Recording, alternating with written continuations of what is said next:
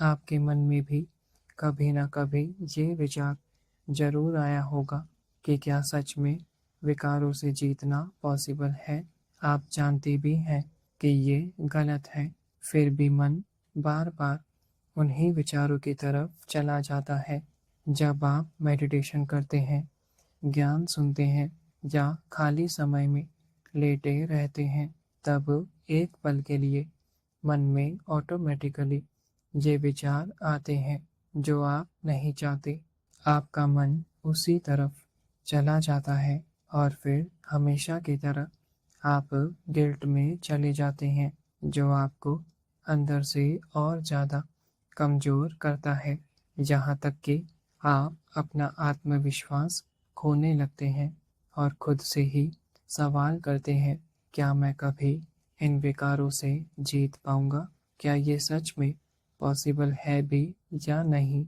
आज बहुत से लोग ऐसे हैं जो हर दिन इन विकारों या नेगेटिव विचारों से लड़ते हैं, इनको जबरदस्ती रोकने की कोशिश करते हैं, बार बार गिरते हैं, बार बार उठते भी हैं और फिर हार कर थक कर बैठ जाते हैं।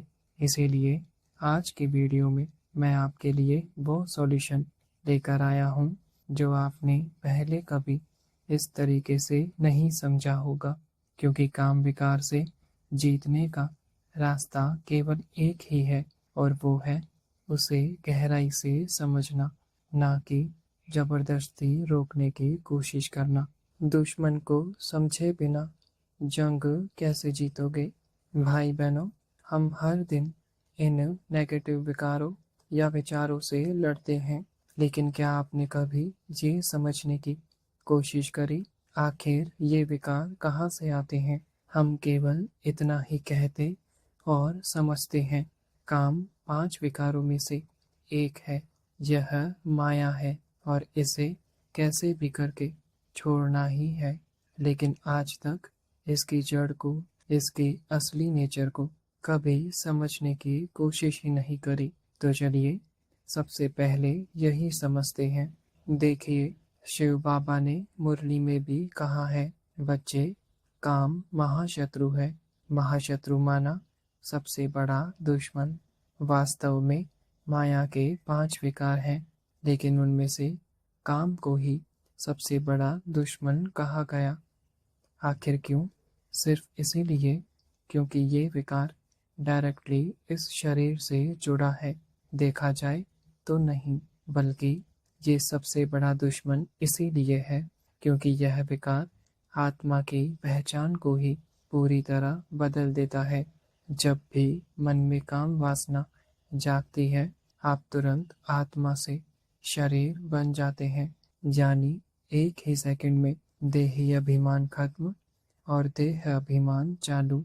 और जब हम देह अभिमान में आते हैं तो ऑटोमेटिकली आत्मिक गुणों और शक्तियों को भूल जाते हैं, जिसकी वजह से विकारों का रास्ता खुद ही खुल जाता है और इसी तरह ये विकार हम पर हावी होता है।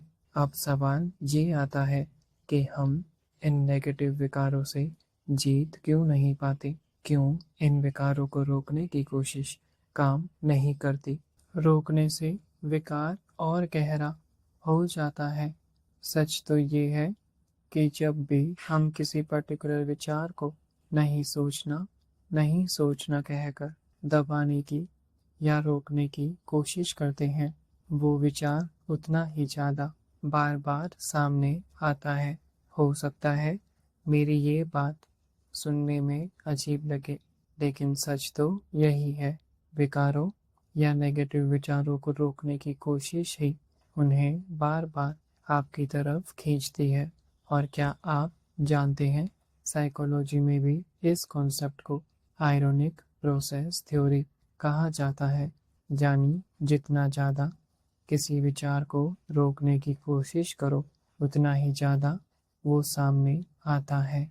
परमात्मा का ज्ञान भी हमको यही समझाता है, किसी भी संकल्प को रोकने की कोशिश करने की बजाय उसे सही डायरेक्शन दो, उसे परिवर्तित करो, यानी नेगेटिव टू पॉजिटिव शिफ्ट करो।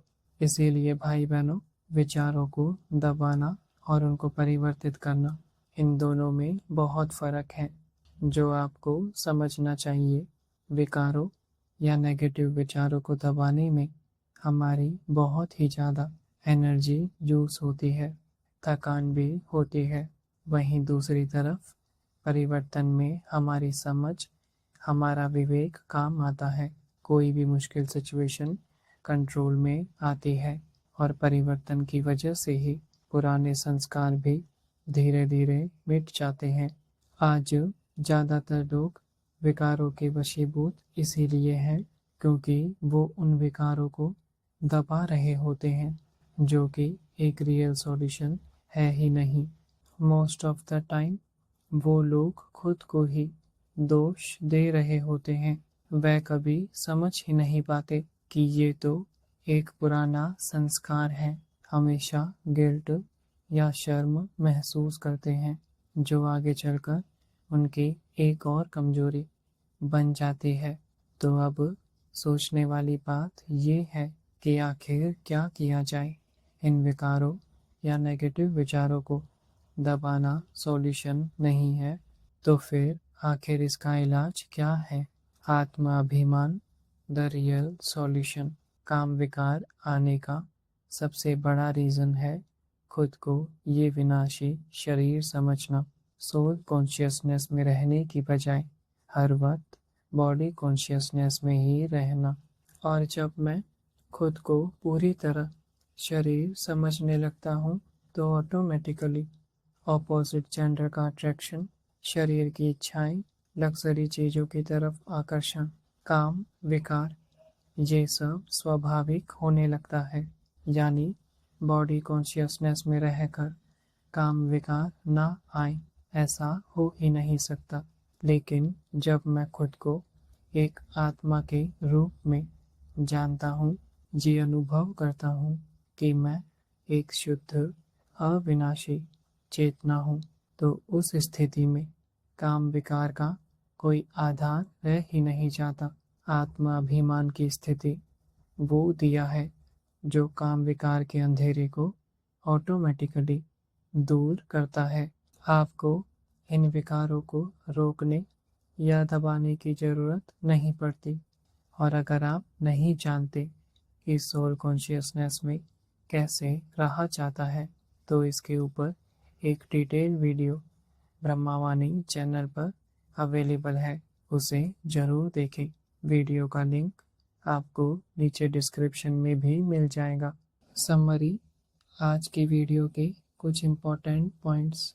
पहला, देह अभिमान यानी बॉडी कॉन्शियसनेस ही काम विकारों की असली जड़ है। इसे समझे बिना विकारों से जीत पॉसिबल नहीं है। दूसरा, विकारों को फोर्सफुली रोकना काम नहीं करता, यहाँ केवल परिवर्तन चाहिए। अपनी कॉन्शियसनेस को अवेयरनेस के साथ पॉजिटिव की तरफ शिफ्ट करो। तीसरा, विकारों का एंटीडोट है सोल कॉन्शियसनेस। जब मैं आत्मा हूँ तो विकारों का कोई आधार रह ही नहीं जाता।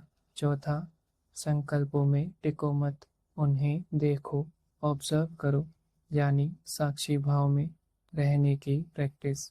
और पांचवा, जीत का मतलब ये नहीं कि संकल्प ना आए, बल्कि उन नेगेटिव विचारों में ना टिकना, यही जीत है।